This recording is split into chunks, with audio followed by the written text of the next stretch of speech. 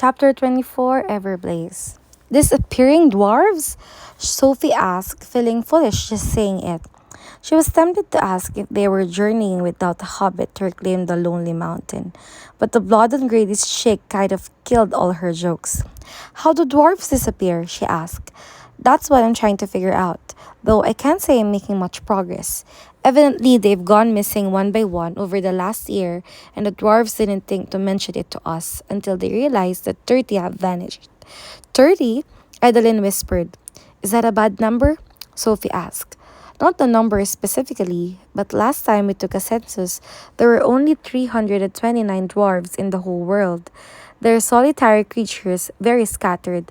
So for 30 to go missing is, well, we'd definitely like to know what's going on. Which is why I've been stuck crawling around their cramped tunnels for days, getting scraped and scratched and finding nothing. It's like they vanished into the ground and never came back out for air. What about the Black Swan? Sophie asked. They have dwarves secretly working with them. Maybe they have 30. I thought of that already.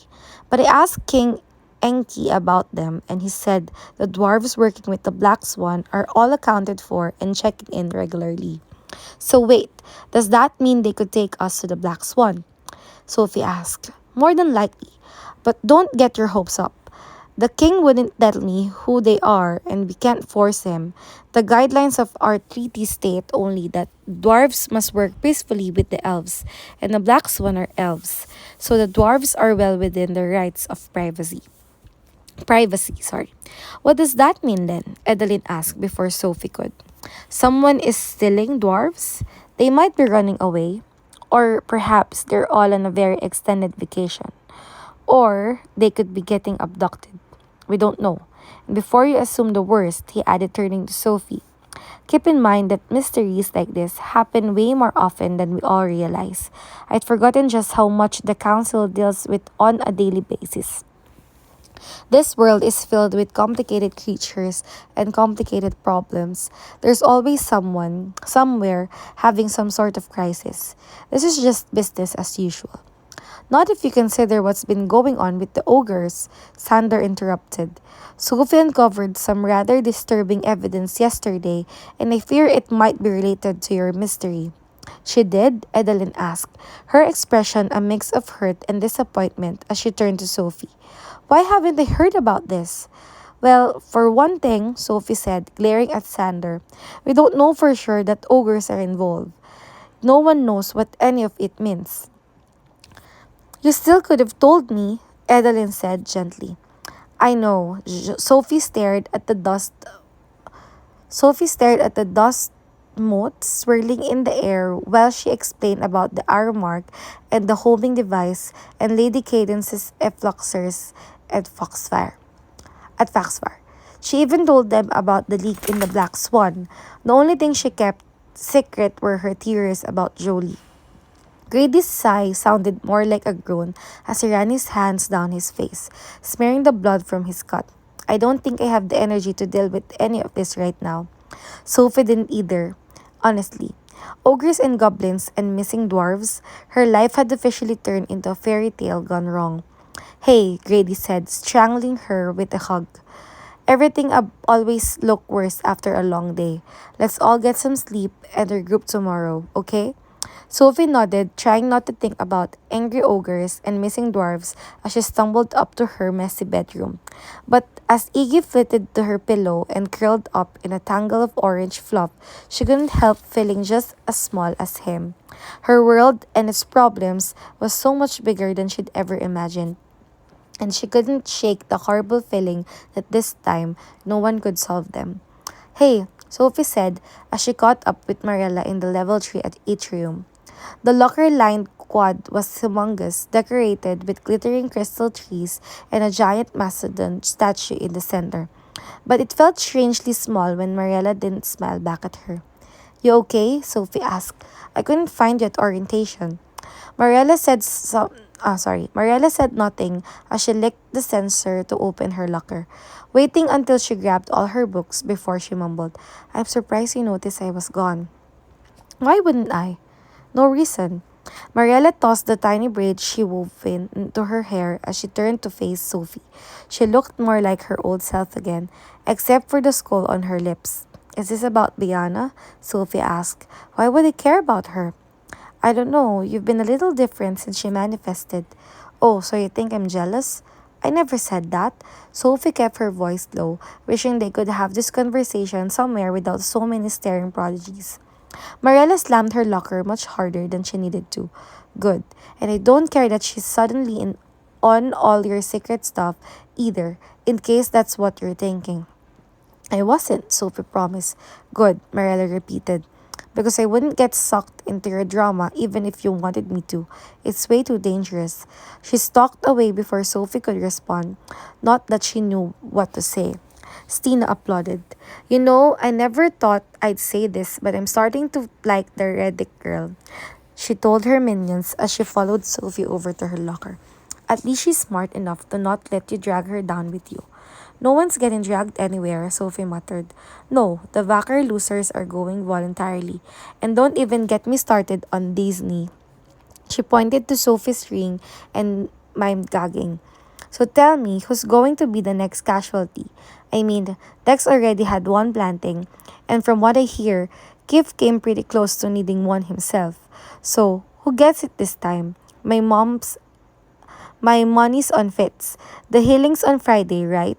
Anyone else think we might not see him after that? No one raised their hands, but Sophie could tell some of them wanted to. Most of them, actually.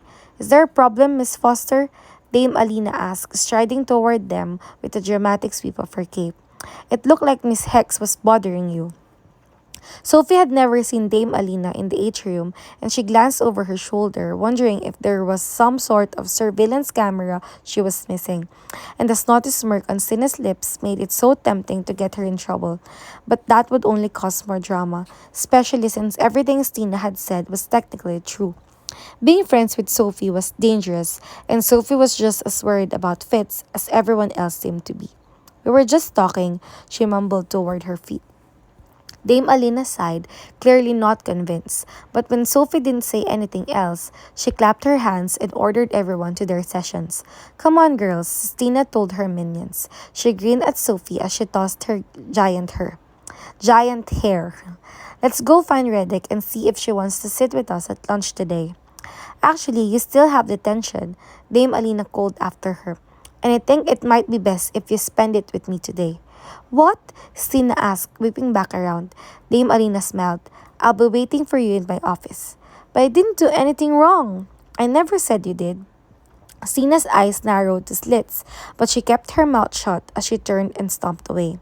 Sophie leaned again against her locker, letting the cold out of the metal sink into her flushed skin. You didn't have to do that, she told Dame Alina. I'm fine. I'm sure you are, but I still think it's high time Miss Hex and I have a nice little chat. And you'd better get going, Miss Foster. You still have quite a long walk to your session. And the bells chimed right on schedule. Sophie groaned, throwing her satchel over her shoulder as she raced toward the hall. Her morning session was in the Silver Tower, and she picked the worst mentor to be tardy for. She was soaked with sweat by the time she pounded on the gleaming door, shouting for Master Lito to let her in. Are you okay? He asked as she rushed past him. She scrambled to put on her silver cape, feeling her eyes burn when she accidentally stabbed her finger with the pin. She squeezed them tight, ordering herself not to cry, but she felt a tear leak down her cheek. Here, Master Lito said, taking her hand and cleaning the blood off her finger with a silky handkerchief.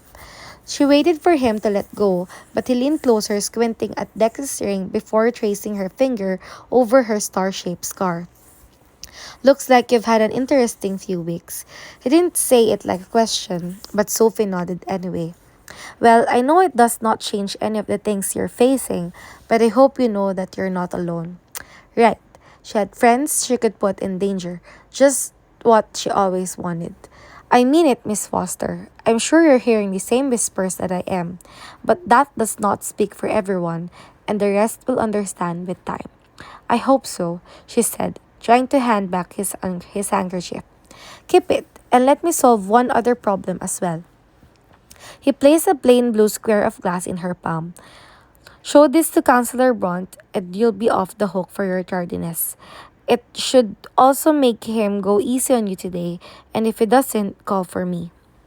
The glass was cold to the touch, but it turned warm as she tucked it safely into her pocket. She meant to ask him what it was, but why are you helping me? Slipped out instead. Master Lito smiled.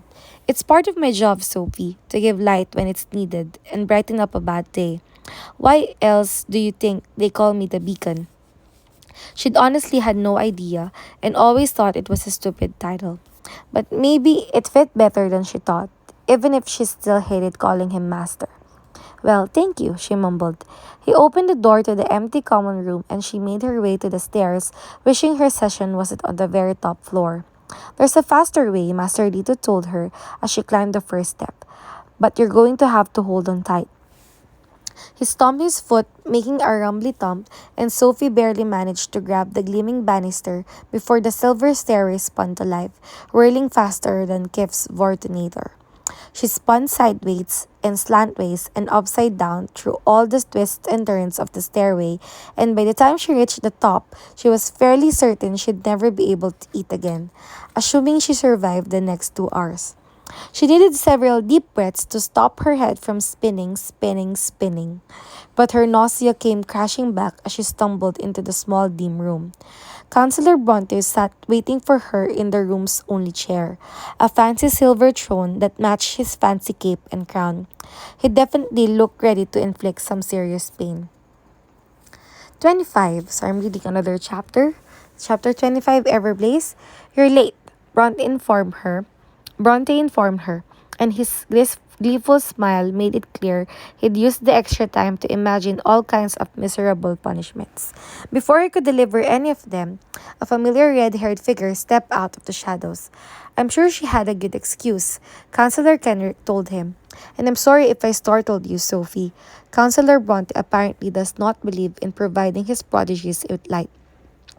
Inflicting fits on darkness, Bronte snapped back. The fact that I have to explain that shows the fact that I have to explain that shows you have no place in this session. My place, Kenrick corrected, is to ensure Sophie's safety since you have proven that you will not always act with her best interests at heart. That was putting it mildly. When Bronte wanted to prove that Sophie's abilities were broken, he'd basically used the session to torture her. Still, she thought things between her and Bronte were getting better. He seemed genuinely interested in working with her after he discovered she could inflict positive emotions as well as negative, something he thought was impossible before then. But if Kenrick felt he needed to chaperone, regardless of what my weak-hearted assistant might claim, Bronte said, may claim. Regardless of what my weak-hearted assistant may claim, Bronte said, jolting her back to attention. This tower has strict rules about tardiness, as I'm sure you're well aware. I am, Sophie agreed, pulling out the blue square Master Lito had given her. That's why I was told to show you this. Bronte's jaw fell so fast she was surprised it didn't hit the floor. What could you have possibly done to deserve an amnesty? He asked, lunging from his chair and snatching it from her hand. When I attended here, these were reserved for extreme emergencies. Well, maybe things have changed since the Dark Ages, Sophie mumbled, earning a snicker from Kenrick. The elves never had a Dark Ages, Bronte snapped, and I graduated long before the time period you're referring to. Really? She knew Bronte was one of the ancients, and he did have the pointiest ears she'd ever seen. But with his cropped brown hair and wrinkle-free skin, it was so hard to imagine him being thousands of years old. Yes, he said, showing the amnesty into the pocket of his jewel-encrusted cape before he pointed to his throne. Now take a seat. We have wasted enough time. But that's your chair. Thank you for the waste of words. Now sit. Sophie glanced at Kenrick and he nodded, so she reluctantly made her way to the chair, half expecting to spot a bucket of boiling acid dangling above it. The sharp edge cut into her legs, and the cold, rigid back pressed into her shoulders like ice.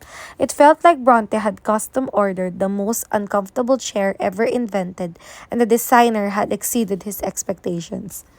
As you know, my fellow counselors have ordered you to conduct a healing in 2 days, Bronte said to her, glancing sidelong at Kenrick. And they have asked me to ensure you're prepared. Now, personally, I don't believe a 12-year-old will ever be ready to handle such a task. I'm 13, Sophie corrected. Oh, that's much better then. Everyone knows teenagers are so full of wisdom and experience. Hey, you guys are the ones ordering me to do this, she reminded him. Actually, you can thank the other counselors for that. I was, once again, outvoted. Kenrick cleared his throat. Oh, quit rattling your windpipe, Bronte snapped. Now, as I was saying, I don't believe a 13-year-old will ever be ready to handle such a task, but I'm open to being proven wrong. He crossed his arms and turned his to her, face her. Well, go ahead then. Sophie shifted in the miserable chair. Uh, go ahead with what? Bronte rolled his eyes. Did you or did you not tell me that positive inflicting is an essential part of the healing process? Right. Well then, show me how it's done. You want me to inflict on you? Positively, yes. Is that a problem? Oh, it was a problem. She'd only inflicted positive emotions once, during Alden's healing, and she'd been so fueled by her desperation to bring him back that she'd acted almost entirely on instinct. The only thing she was desperate to do now was pelt Bronte with sparkly alicorn poop. I believe the first step is to identify the emotion you want to unleash, Kenrick offered quietly. At least that's what I remembered studying, and with regular inflicting, the primary choices are sorrow, envy, guilt, fear, and rage. So for positive inflicting, they would be happiness, Sophie guessed, and peace, and love, and she tried to think of more, but they all seemed like versions of the emotions she'd already listed. Were there really more negative emotions than positive ones? That's enough to start, Bronte told her. So which is your objective? The thought of trying to make Bronte feel love made Sophie want to vomit, and she was feeling anything but peaceful at the moment, which left her with happy. She squeezed her eyes tight and tried to remember happy things, hoping her instincts would kick in after that. Her childhood memories were mixed with too much sadness now that she'd left her family. So she focused on her new life, remembering her friends and Grady and Adeline and Sylvanie. But even those memories were swirled with so much doubt and worry and uncertainty. I'm waiting, Miss Foster, Bronte interrupted. Oh, please. It's only been a few seconds, Kenrick told him. You're doing great, Sophie. The glimmer of praise helped her relax, and she shifted her mind to smaller memories. The day she rescued Iggy, her first flight with Sylvanie, every time she stared into a pair of beautiful teal eyes. Warm energy swelled in her mind, and she fueled it with more memories until her brain felt ready to burst with the excess energy. Blue light rimmed her vision as she focused on Bronte and channeled the force out of her mind. Bronte gasped as the emotion hit him, his sharp features softening as it sank in. A hint of smile flitted across his lips, but it vanished just as quickly. That hardly counts as inflicting, he told her, though his voice sounded lighter than normal. Is that really the best you can do? She gripped the armrest of the throne, focusing on the one memory that felt the purest, the day Fitz had first shown her she was an elf. It was before she'd known about the Black Swan or the kidnappers, before she'd realized she'd have to leave her family. He'd swept her away from her world of headaches and daring thoughts and the inescapable sense that she was too strange, too different, and shown her where she truly belonged. And for that one brief moment, everything felt right, like a missing piece of her life had finally clicked into place, sorry. She drew on the filling, wrapping her mind around the spark and letting it grow into an inferno in her mind. Then she met Bronte's cold, piercing eyes, wondering if he could see flames in hers as she shoved every ounce of energy toward her. slamming his mind with the hottest mask of happy she could muster. Bronte gasped as the force hit him, but it quickly turned into a laugh. No, a giggle. She'd made Bronte giggle. He covered his mouth like he was just as shocked as her, but more laughter slipped through his fingers until his face turned red and his whole body was shaking. That's amazing, Kenrick told her as Bronte dropped to his knees, laughing so hard he started to cry. But as Sophie watched the tears stream down his cheeks, she realized they weren't tears of joy like they should be. His lips may have been smiling, but his eyes were pure terror. She grabbed his shoulders, trying to shake him out of the frenzy, but Bronte kept right on laughing, turning more and more hysterical. Stay calm, Kenrick told her, taking Sophie's hands and waiting for her to look at him. Whatever's happening, you have the power within you to fix it. How can you be so sure? Because I've seen the wonders you work, Sophie. You have to believe. You just have to believe. She swallowed so hard it hurt as she reached for Bronte's temples. His pointy ears were much bendier than she thought, and when she pressed her fingers along each side of his face, his skin felt cold and clammy. You can do this, Kenrick repeated. Sophie hoped he was right, taking three deep breaths before she shoved her consciousness into Bronte's mind. His memories felt like sludge, thick and cold like a snowdrift, and when she tried to sort through them, something kept shoving her back, sending her deeper and deeper into the mire. Bronte, she transmitted, calling his name over and over. He didn't respond, and when she tried sending happy thoughts like she'd done when she healed Alden, the glimmers of warmth bounced off the sludge and stung her. Stop it, Bronte, her mind yelled, or you can get out of this yourself.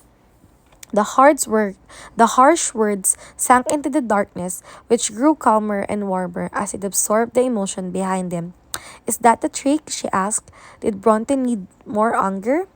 It seemed like a backward approach, but she was out of ideas, so she thought about Stina and Marilla and the whispers that followed her everywhere, of the rebels and the ogres and anyone who dared to try to hurt Sylvanie, of the nightmares and the worries and the massive burden the Black Swan had dumped on her before they completely abandoned her. Every bitter thought poured out of her like a river as they surged through Bronte's consciousness. They melted the sludge, lifting her up and out until she was finally free. Bronte sat up, gasping for breath and cradling his head. Several seconds passed before he turned his tear-stained face to them and said, "We will never speak of this again."